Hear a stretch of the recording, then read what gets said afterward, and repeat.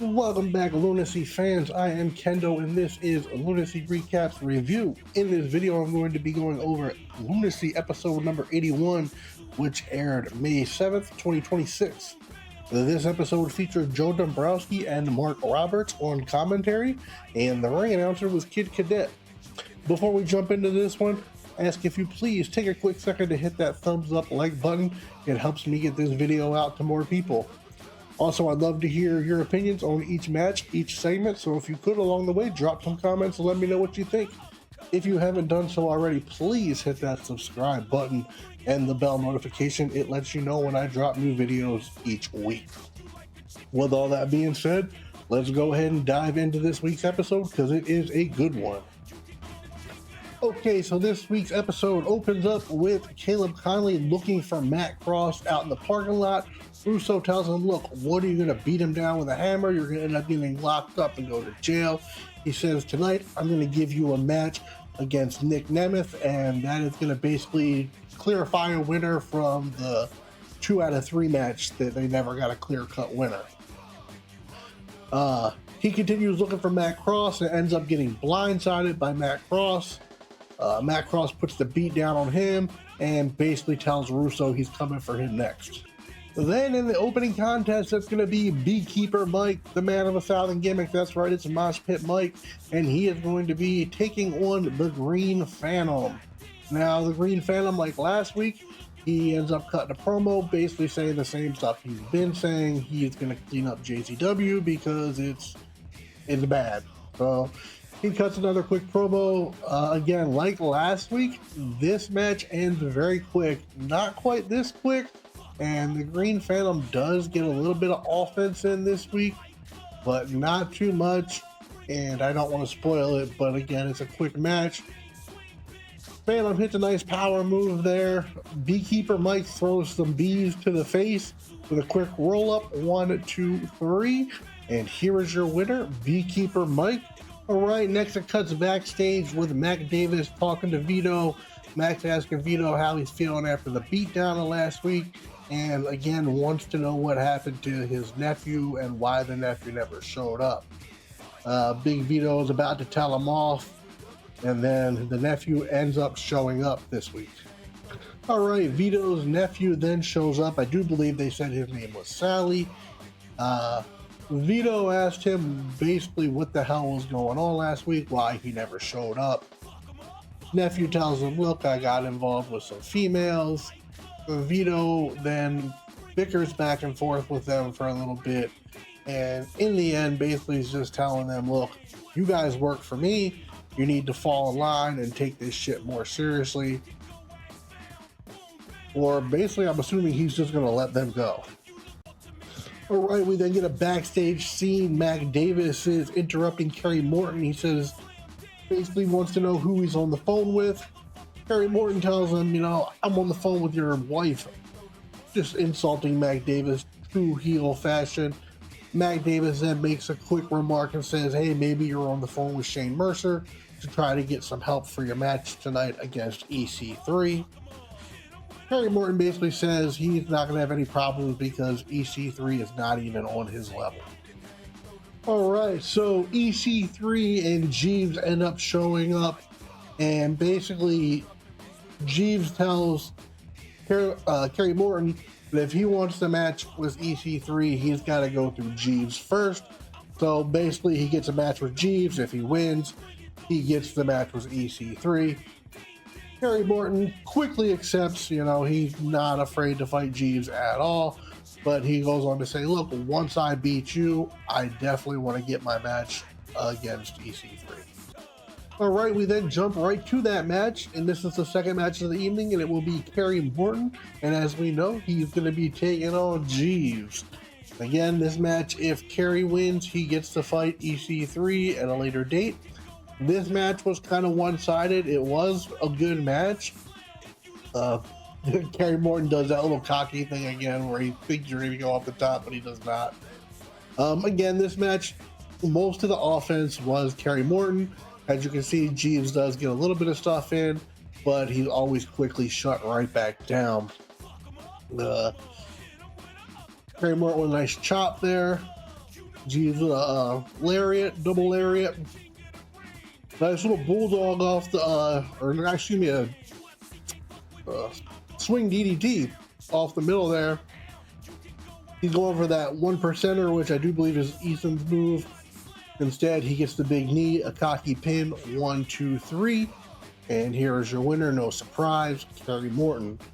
Now after the match, EC3 comes in and kind of distracts Kerry Morton, and Jeeves gets a quick low blow, and they make a quick little finger poke of death reference there. Quick side note, Shane Mercer does end up coming out, and he chases those two off, basically saving Kerry Morton. All right, next we get a backstage segment, and it's going to be Violent J and the Green Phantom. And basically Violent J is like, what the fuck's going on, man? I thought you were a beast, but it turned out you just kind of suck. He tells Green Phantom, I'm going to give you one more shot, and if you lose next time, I'm going to have to let you go. But right before the Green Phantom takes off, he gets serious with Violent J for just a minute, and he basically tells Violent J, hey brother, you need to get with the green. And Violent J says, you need to get with a goddamn win, you suck. We then get another backstage segment, and this is the return of Choppa City. They're basically saying that they're grateful that Vince Russo was giving them a shot, and they plan to go out and take advantage of the shot, and they're going to call out the tag champs, Willie Mack and Too Tough Tony. All right, next we cut to Luigi Primo, and he's backstage telling Big Vito that he appreciates all the matches that Vito's been giving him. I'm a bit confused to why Vito is being able to give Luigi Primo matches, as he is not owner in any way, shape, or form. Anyway, Vito's like, look, you know, you're gonna have to impress me tonight. You haven't shown me shit yet. Luigi says, I am gonna impress you, and then tonight I have another surprise for the Brothers of Funstruction. He says he's gonna deliver to them the Italian necktie. All right, in our fourth match tonight, we have the debut of 40 Winks. And 40 Winks will be taking on everybody's favorite pizza boy, it's the Luigi Primo. Now this was a very fun match. His 40 Winks' gimmick is, I guess he's a narcoleptic, and he falls asleep in the ring in the midst of all the action. Again, this one was really funny. It had some great comedy spots, also had a lot of good action. Luigi Primo with a nice splash there. Now he's trying to fall asleep on the turnbuckle, hits him with the kicks Luigi halfway across the ring so he can get his nap in. Luigi's very quick with that dough, uses it as a weapon. Nice little arm drag there. Luigi with another arm drag, but off the top. 40 Winks hits a nice DDT. Goes for a few punches. 1, 2. Hits him with a third. Now this is a funny part right here. Goes for the wind up. But again, he falls asleep, so he's getting a little bit sleepy, and the wind-up is no longer. Luigi hits him with a nice drop kick. Swinging neck breaker. Goes for the 3. I do believe he only gets a 2 count here, correct? Yeah, I think 40 Winks there was asleep, but ends up waking up to roll him up. Gets the 3 count, but as it happens, he falls asleep again. But here is your winner, 40 Winks. All right, the next segment is backstage with the Vito's new goons. They run into some females. The ladies end up asking Sally, basically, you know, hey, is that a salami in your pants? And he tells the ladies, you know, it's not, but I'm gonna go ahead and show you. And he ends up taking the ladies away, I'm assuming to go show them what is in his pants. Again, thinking with his dick and not taking orders from Vito. All right, we then get a backstage segment with Violent J, and it's Choppa City running in on Violent J's dressing room. And they're telling Violent J, look, we are honored to meet you. They mess up one of his signature songs, Halls of Illusions. I can't remember what they called it, but it was the wrong thing. They basically say that they're thrilled that they're going to get a tag match tonight. Violent J says, look, I have no idea what the fuck you guys are talking about, a tag match. They say, look, Russo gave us the tag match. He tells them good luck, gives them the chop, sends them on their way. He doesn't seem too thrilled about the match. All right, in the next match, it's going to be Choppa City And they basically come out and they're going to call out Willie Mack and Too Tough Tony because they want to get that title shot. It's not very long, and Willie Mack comes out. And when one champ is there, here comes the next, Too Tough Tony. You believe they get on the mic real quick, and they basically ask Chopper City, who the fuck are you guys, and how did you even get into the building? They tell them it's Russo, and they say, look, you boys want a shot at the titles, we'll hook you up. We're not afraid to whoop your ass. All right, so this one starts off with Tony wanting to take a little pre-shot match, get things started. Chopper City goes for the big chop. I can't remember what each one of their names are, so I feel bad. Tony gives him a shot. This actually is another really good match. The other one gets a shot now. Tony's not afraid to pull out some liquor for everybody. They end up pulling Tony out to the outside, and Willie Mack comes with a big suicide dive over the top into the almost into the crowd. So yeah, this was a really good match. It had a lot of good back and forth. And as new as Chopper City, his nice little chinny twister hair from Willie. Anyway, as new as Chopper City is, I gotta give it up to them. They held their own against the champs, and it was a hell of a match. Like I said, both teams had some great offense. There's little double chops there to Tony. But in the end, I do believe the champs pull it off. I don't think that they're gonna allow a new team to just come in and take the titles that quick and easy. Willie Mack with a big move there. I gotta remember their names. I feel so bad. But a nice double team. They try to stack up Willie, but Tony makes the save. Tony with a big superplex off the top. And then the Tony Salt to follow that up. And then if you're a fan of Too Tough Tony, that big meteorite sets the dude's face literally on fire. Willie off the top with a big time frog splash. 1, 2, and 3. Still your champions, Tony and Willie Mack. Now there is some fuckery after this match. Chopper City, they end up attacking Willie and Tony. They put a beat down on them. I don't know what's going to happen here, but they do take the titles and they end up leaving with the titles. All right, we then get backstage with Violent J and Russo. Violent J wants to know what the fuck is up with Chopper City. Russo says, hey, they're harmless. Joe says, look, you get mad at me for hiring EC3 and then you go and do some bullshit like this. And now they just walked off with the titles. In a callback to last week, Russo looks at Violent J and he says, hey, you're always so angry, you need to calm down. And he ends up just walking away. All right, next up we have the Brothers of Funstruction, and they are back in the clown paint. Ruffle says, hey, look, we have people looking for us. We need to quit goofing around, and we need to stay on top of it and get them before they get us. Luigi Primo then comes in, and he informs the Brothers of Funstruction that tonight he has got the Italian necktie for them. Now, the Brothers of Funstruction right away, they look scared, but once Luigi tells them, I got the Italian necktie for you guys, but you're gonna have to share it because I only have one. And they quickly realize it's just a tie in the Italian colors. And I guess Luigi doesn't get the true premise of that. All right, next we have Vince Russo, and Vince Russo's gonna hit the ring, and he comes out and he's gonna call out a couple people. First person he's gonna call out is Shane Mercer. All right, so Shane Mercer then comes to the ring, and after that, Russo calls out Matt Cross. Now, he's got both men in the ring. He tells them he is man enough to admit when he's wrong, and he was wrong. Both of those gentlemen have extreme talent. He goes on to say that he's got a deal for them. He offers Shane Mercer a 50% pay raise, and he offers Matt Cross a 1-year contract, as Matt Cross is not under contract at the moment. He goes on to say that also with the deal, they have to leave Caleb Conley alone and basically stay out of his business. If they take the deal, they're going to be Vince Russo's new tag team, and they are going to be known as Future Endeavor. Now, let me tell you this is going to be a tag team to be reckoned with. Not only are both of these guys great talents, but with the power of Russo behind them, I don't really see anybody stopping it. All right, so with this being too good of a deal to pass on, Russo says, let's shake on it.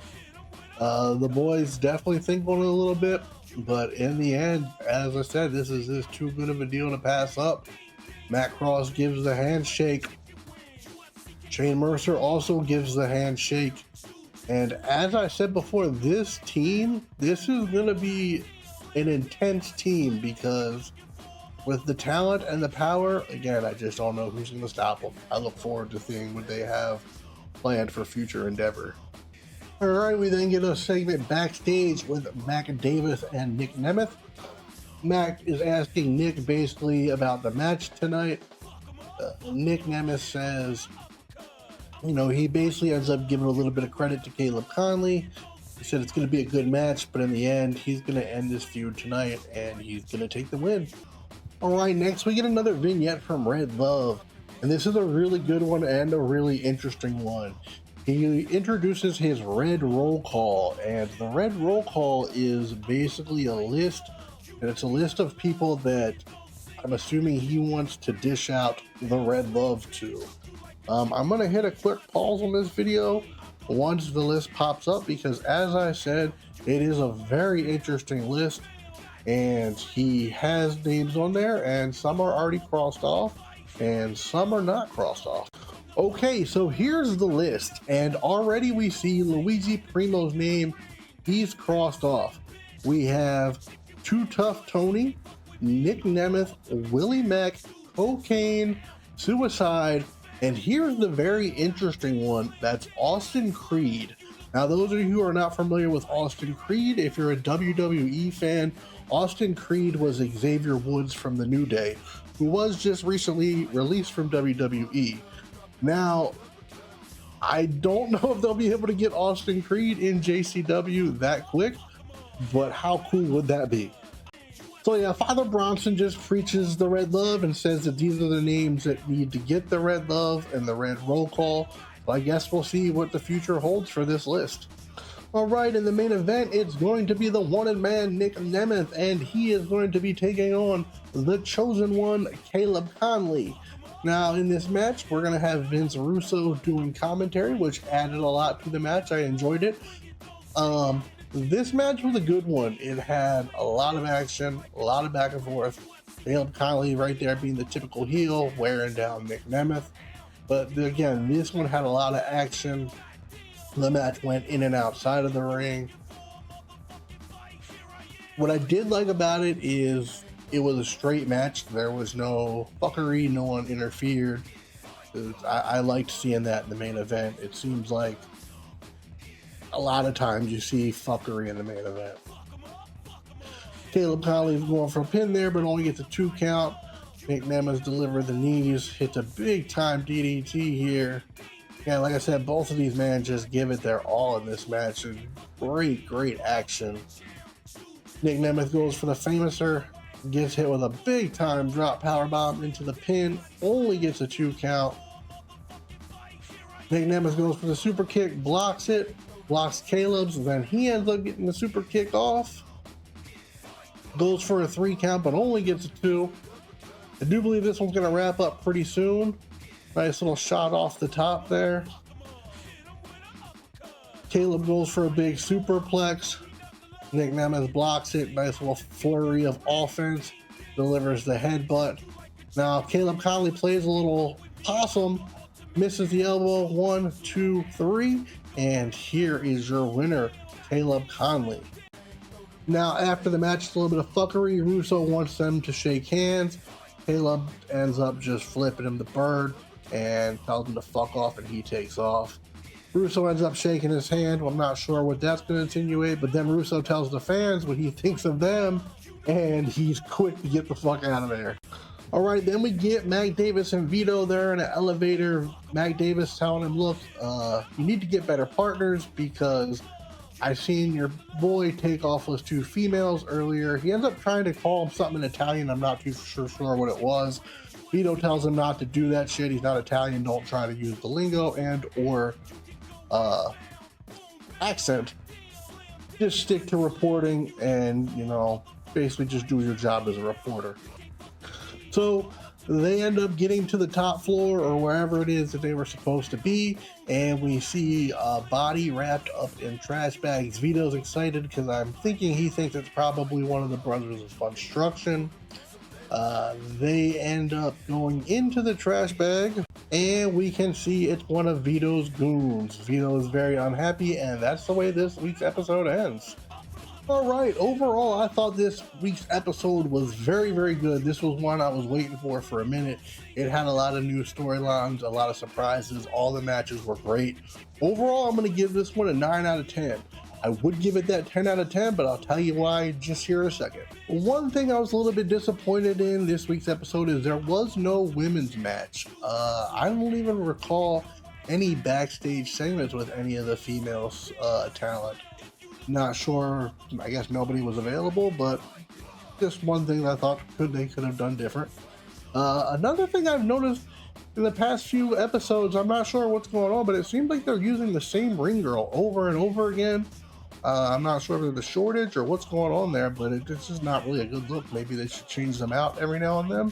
But yeah, overall, like I said, I thought it was good. The match to segment ratio was good. I think this week only had one segment in the opening, and then we got right to a match, and it seemed like it was matched, maybe a segment or two segments, match, so on and so on. So I did like that.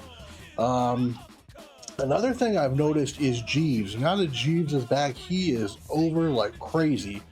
Hopefully they capitalize on that and take advantage. I know that they probably won't put Jeeves in a main event spot, but he's definitely a great talent, and they need to take advantage of him. I said it during the segment, but again, I'm really excited for future endeavors and to see what they do with that team. That's going to be a good one.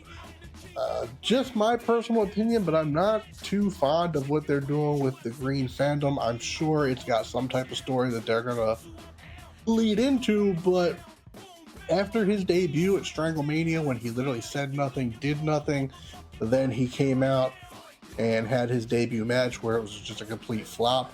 By then, I pretty much checked out, and now he's lost a second match. I don't see what they're doing with that.